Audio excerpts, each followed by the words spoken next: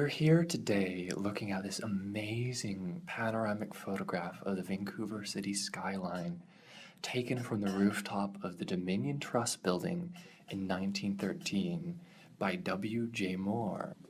William John Moore was born in Quebec and he made his way over to the West Coast later on. He became a commercial photographer, producing over 400 panoramic photographs, taken using the number 8 circuit camera.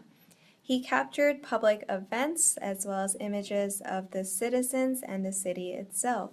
He was associated with the city's first archivist, Major J.S. Matthews, and supplied many photographs to the archives. He captured these moments because he knew they might cease to exist. The city was building itself, and this photograph provided a visual record of the changing landscape, evoking feelings of pride but also nostalgia. Through panoramas, using this technology, this mechanical lens, he created photographs which encompass the viewer. This all-encompassing quality of the panorama simulates an experience. It places the viewer onto the rooftop beside the photographer to immerse themselves in this detailed urban vista. Seeing this view brings up something that is somewhat apparent in the panorama, in the way that the city is laid out and how new everything is. If we look closely, we can clearly see billboards on many of the rooftops and sides of the buildings. In fact, prominently looming over Gastown is an advertisement for Nabob.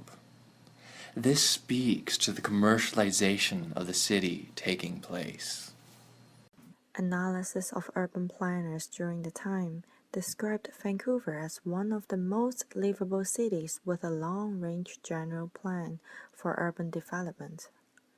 This plan is part of the City Beautiful movement, which was a reform philosophy of North American architecture and urban planning that flourished during the 1890s and the 1900s.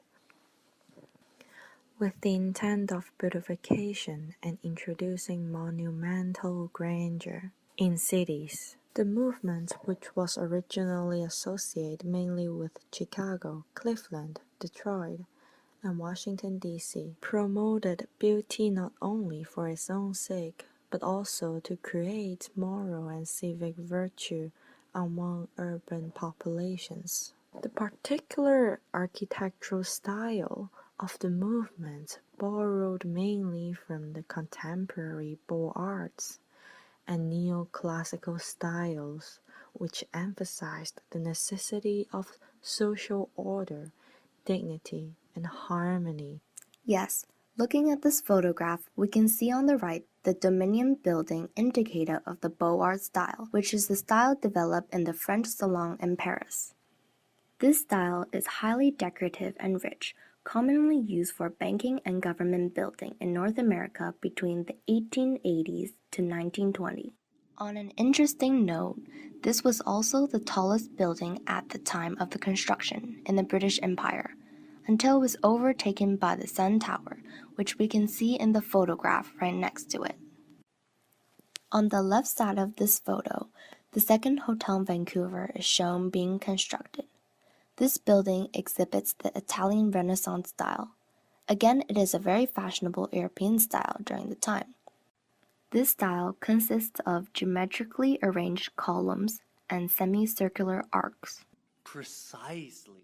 During the time of this photograph, Vancouver was still a small city with only a population of 2,700. All of this really shows how Vancouver understood and projected itself as a respectable, modern city through its adoption of fashionable styles of architecture and ordered urban planning. Looking closely, we can see wide, spacious streets that city planners like Bartholomew were pushing to develop. Bartholomew's plan was a sustainable plan that became part of the Vancouver city's culture. The idea of his planning was grounded in 1910s and officially announced in 1928. Bartholomew suggested that the new urban Vancouver should have plentiful street trees, publicly accessible waterfront, with parks and paths along the way.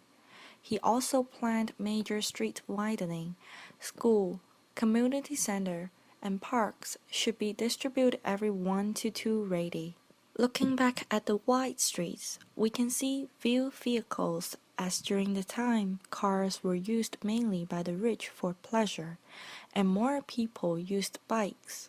Bartholomew's plan can be understood to be addressing some of these factors, though at the time of this photograph, his plan was only in its infancy and only reached maturity in 1928. Much of his plan has been transmitted into Vancouver's contemporary city style today. In fact, in 2016, this current year, we are marking the 130th anniversary of Bartholomew's plan. Looking at this phenomenal cityscape conjures up notions surrounding urbanization. By examining the alteration of the landscape in that specific time period, one may be able to closely study and identify patterns in urbanization which may in turn strengthen one's understanding of content and context of the picture being analyzed. This brings us to the second Hotel Vancouver, which was demolished in 1949. Currently, Nordstrom stands in the place. This is especially important as it results in a gaining of a deeper understanding and awareness of potential patterns that may be present in the discourse of urbanization. This is why it is important to preserve this photograph. It aids in the recognition of present-day analysis, thus allowing one to strengthen their knowledge on the adapting landscape and urbanization. Exactly. The very form of this gorgeous panoramic photograph suggests a certain anxiety and contradiction in the experience of modernity. The scale of these buildings and the city and even the photograph itself is beyond human. This vastness and density is both enthralling in how it advertises prosperity and modern values, but it is also dehumanizing.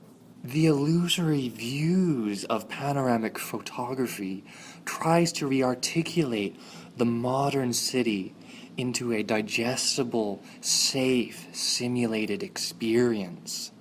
But ultimately, this is just a replacement of one anxiety, that of a vast city, with another of an enormous photograph.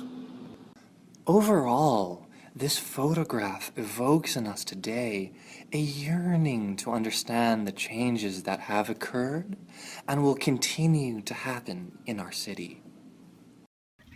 Modernity!